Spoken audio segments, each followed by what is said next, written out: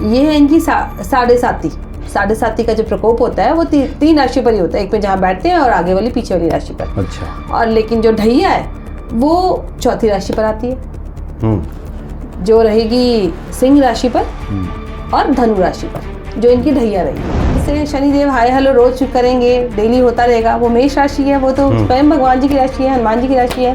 कहते हैं नानक दुखिया सब संसार, सुखी वही जो राम नाम आधार। तो राम नाम का जप, हनुमान जी का जप, हनुमान जी का नाम लो और राम नाम का जप करो तो कोई कष्ट नहीं होगा। कह सकते हैं इस वर्ष जैसे ही इनकी ढैया शुरू हो रही है तो तलाक केस भी ज़्यादा होंगे, डिवोर्स के केस भी ज़्यादा आएंगे।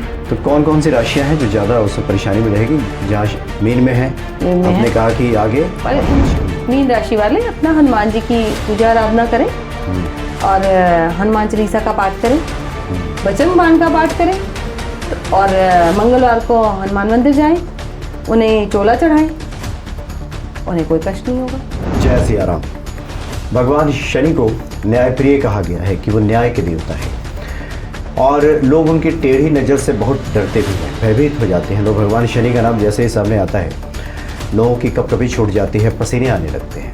स्वागत है आपका। जय सिया राम। जय सिया राम। और रोमी जी नक्षत्रों के विशेष तौर पे जानकार हैं आप, उस पर आप काफ़ी काम करती हैं। शनि की ढैया होती है 7.5 साल की, 7.5 साल की उनकी होती है, जिसमें कहते हैं ना कि एक राशि में वो 2.5 साल तक रहते हैं। अच्छा। तो कहने का मतलब है आगे से भी हेलो करते हैं, पीछे से भी हेलो क्या हाल चाल है, उनका ये तरीका है। मतलब जब उनका राशि परिवर्तन होता है तो उससे पीछे वाली राशि और उससे आगे वाली राशि, ये दोनों प्रभावित होती है? दोनों प्रभावित होती है, दोनों पे इफेक्ट आता है राशि परिवर्तन पे। अच्छा। जैसे इस समय वो कुंभ राशि में चल रहे हैं तो मकर राशि, कुंभ राशि और उससे अगली राशि मीन राशि पे इफेक्ट था। अब ये 29 तारीख को उनका राशि परिवर्तन होगा। शनि महाराज मीन राशि में विराजमान होंगे, वो 2.5 साल तक मीन राशि में विराजमान रहेंगे। तो मकर राशि आजाद हो जाएगी, लेकिन कुंभ राशि और उनसे आगे की राशि मेष राशि पे इफेक्ट रहेगा 2.5 साल तक। अच्छा, ये दोनों राशियां विशेष तौर पर प्रभावित होंगी क्योंकि वो आगे से भी हेलो करते हैं, पीछे से भी हालचाल पूछते रहते हैं। तो मतलब उनका ऐसे है, ऐसे चलता है। तो ये जो 12 राशियां हैं उन सब पे प्रभाव नहीं पड़ता? नहीं, आगे पीछे नहीं, ढैया का प्रभाव पड़ता है। अच्छा, ढैया का पड़ता है। अच्छा। जैसे ढैया उनकी सिंह राशि पे और धनु राशि पर रहेगी। तो कहने का तात्पर्य ये 5 राशियां प्रभावित होंगी। तो ये 29 तारीख को जो परिवर्तन होगा इनका, मीन राशि में जाएंगे। हाँ जी। तो किनको प्रसन्न होने की आवश्यकता है और किनको डर जाने की आवश्यकता है? वैसे तो देखिए, डरना हमने इसलिए कहा कि आप उपाय बताएंगे तो सब डरे नहीं, डरे तो वो जो सही नहीं करते। हाँ बिल्कुल। शनिदेव न्याय के देवता है, जो कार्य सही करते हैं उन्हें डरने की जरूरत नहीं है। और कहते हैं ना कि शनिदेव से काम करवाना है, हनुमान जी की पूजा करो। संकट कटे मिटे सब पीरा, जो सुमेरे हनुमत बलबीरा। और शनिदेव ने बोला भी हुआ है, हनुमान जी की जो पूजा करेगा मैं उसको कोई कष्ट नहीं दूंगा। तो फिर डरने की जरूरत नहीं है। जो हनुमान जी की भक्ति करेंगे उनको कोई डर नहीं है। लेकिन हाँ, ये है कि जो मीन राशि पे शनिदेव आके विराजमान होंगे 29 तारीख को, तो उससे पीछे की राशि कुंभ राशि है। अच्छा। और अगली राशि मेष राशि है, इस पे इनका इफेक्ट आएगा। अच्छा, जहाँ जाके विराजमान हो गए हैं मीन राशि में, मीन का क्या होगा? उसको तो ज्यादा दिक्कत होगी फिर, कि क्या होगा फिर? दिक्कत तो होगी, पर कह सकते हैं इस वर्ष जैसे ही इनकी ढैया शुरू हो रही है तो तलाक केस भी ज़्यादा होंगे, डिवोर्स के केस भी ज़्यादा आएंगे। तो कौन कौन सी राशियां हैं जो ज़्यादा उससे परेशानी में रहेगी? जहाँ मीन में है, आपने कहा कि आगे पर और पीछे। इसका सॉल्यूशन सिर्फ यही है, जिनकी मीन राशि है, मीन राशि वाले अपना हनुमान जी की पूजा आराधना करें और हनुमान चालीसा का पाठ करें, वचन बाण का पाठ करें और मंगलवार को हनुमान मंदिर जाएं, उन्हें चोला चढ़ाएं, उन्हें कोई कष्ट नहीं होगा। अच्छा। और आपने कहा कि जो आगे की राशि है और पीछे की राशि है उसको ज्यादा दिक्कत हो सकती है? कुंभ राशि जो है वो शनिदेव की राशि है, उसमें भी 3 नक्षत्र आते हैं। 3 नक्षत्र में वो किस नक्षत्र में कितना टाइम रहेंगे, वो तो टाइम का स्लॉट होता है ना उनका, सवा वो अलग अलग उसका रहेगा। सबसे पहले वो शतभिषा नक्षत्र में होंगे, उसके घनिष्ठा नक्षत्र में जाएंगे, शतभिषा में जाएंगे, फिर पूर्व भाद्रपद में जाएंगे।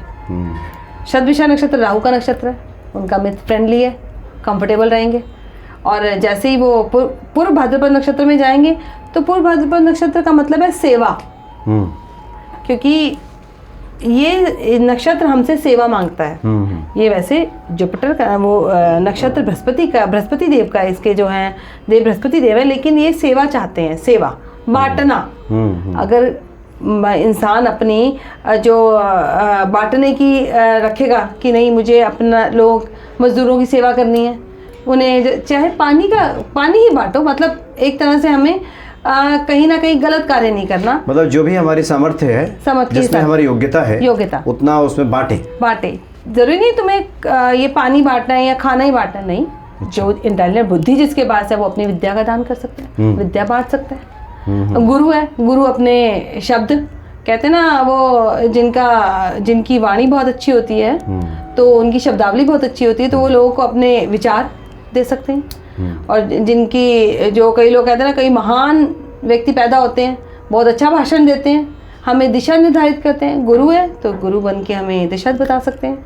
अच्छा। सूर्य हैं तो सूर्य बन के हमें शुद्धता प्रदान कर सकते हैं कि हमें क्या कार्य करना है जो हमारे लिए सही है। तो उनका जो कुंभ राशि वाले हैं वो सेवा भावना लाएं अपने अंदर। अच्छा। उनकी प्रवृत्ति सेवा भावना की होनी चाहिए। अगर उनके मन में सेवा भावना का भाव रहेगा तो उन्हें शनिदेव कष्ट नहीं देंगे। और मीन राशि वालों को हनुमान जी की चालीसा करनी चाहिए, पाठ करना चाहिए, बजरंग बाण का पाठ करना चाहिए, हनुमान जी को चोला चढ़ाना चाहिए। अगली राशि जिनसे शनिदेव हाय हेलो रोज करेंगे, डेली होता रहेगा, वो मेष राशि है। वो तो स्वयं भगवान जी की राशि है, हनुमान जी की राशि है। कहते हैं नानक दुखिया सब संसार, सुखी वही जो राम नाम आधार। तो राम नाम का जप, हनुमान जी का जप, हनुमान जी का नाम लो, राम नाम का जप करो तो कोई कष्ट नहीं होगा। अच्छा। मीन राशि के चूंकि फिर अगली राशि मेष हो जाती है, क्योंकि शुरुआत वहां से होती है, तो मेष और कुंभ, हाँ जी, ये दो पर विशेष नजर रहेगी। जो आप अपने शब्दों में कह रही हैं हाय हेलो होता रहेगा इनसे, मतलब हालचाल पूछते रहेंगे और दंड देते रहेंगे। और दंडाधिकारी है, न्यायाधीश है। एक गलती का दंड उसी समय मिलता है, पर उस गलती को सही करना है, हनुमान जी की शरण ले लो, कुछ नहीं होने वाला। मेष और कुंभ बिल्कुल ये विशेष सतर्क रहें, विशेष सतर्क। और मीन में तो रहेंगे तो वो लोग धार्मिक कार्यों में लगे रहेंगे तो सब उनका ठीक रहेगा। बिल्कुल। अच्छा, ये 2.5 साल की बात है, क्योंकि ये 2.5 साल में बहुत से लोगों के जीवन में बहुत सारे उतार चढ़ाव आएंगे। कई बार कुछ आपने कहा कई कैसे जाए शादीशुदा लोग हैं तो कई तरह की प्रॉब्लम्स उसमें आ सकती हैं। तो एक तो आपने ये बता दिया कि सर्वमान्य उपाय जो सब लोग इस प्रकार से कर सकते हैं, और जिसके जीवन में बहुत ज़्यादा कई बार परेशानी हो जाती है कि वो छोटे छोटे उपायों से बात नहीं बनती, तो फिर ऐसे लोगों को क्या करना चाहिए? कहने का तात्पर्य ये है कि देखो, पहली राशि मेष राशि है, जरूरी तो नहीं सबकी पहली राशि मेष होगी। किसी की मीन राशि छठे घर में जा सकती है, किसी की मीन राशि 8वें घर में जा सकती है। छठे घर में बीमारियों का आवागमन, बीमारियां लगी रहेंगी। 8वें घर में जाती है तो कोई ना कोई बड़ी बीमारी आ सकती है जिसका इलाज भी मुश्किल हो। 12वें घर में ही आती है तो मतलब खर्चा। और अगर मीन राशि पर शनिदेव आएंगे तो खर्चा तो करवाएंगे। वो खर्चा अगर हम भगवान की आराधना करके, पाठ पूजा करके और उपाय करके उसको कम कर सकते हैं, लेकिन अगर हम ऐसा नहीं करते तो वो चीज़ें बढ़ती हैं। ये है इनकी साढ़े साती का जो प्रकोप होता है वो 3 राशि पर ही होता है, एक पे जहाँ बैठते हैं और आगे वाली पीछे वाली राशि पर। अच्छा। और लेकिन जो ढैया है वो चौथी राशि पर आती है, जो रहेगी सिंह राशि पर और धनु राशि पर, जो इनकी ढैया रहेगी। अच्छा। तो इस पर भी शनिदेव का बहुत ज़्यादा प्रभाव पड़ने वाला है, जिनकी सिंह राशि है और जिनकी धनु राशि है। तो इनके लिए तो यात्राएं, भगवान की यात्राएं करें। या देखो, सबसे पहले तो सबसे बड़ा उपाय तो यही है कि गलत कार्य नहीं करना, अपने कर्मों को ठीक रखें। कर्म प्रधान है, कर्म तो क्योंकि वो देवता ही कर्म प्रधान है। कर्मों को सेटल करना है, कर्म सही करने हैं आपने अपने, गलत कार्य नहीं करना। और जो इनका शनिदेव का सिग्नेचर स्टेप क्या है कि मजदूरों की सेवा करनी, नौकरों को, जैसे कई लोग कहते हैं ना नौकरों की बड़ी दुर्गति कर देते हैं, वो सब नहीं करना। सही तरीके से पेश नहीं आते, उनके साथ प्यार से बात करना, प्यार से उनसे पेश आना सबसे बड़ा उपाय है। और जो शनिदेव ने अपने शब्दों में ही कह रखा है कि जो हनुमान जी की आराधना करेगा मैं उसको कष्ट नहीं दूंगा।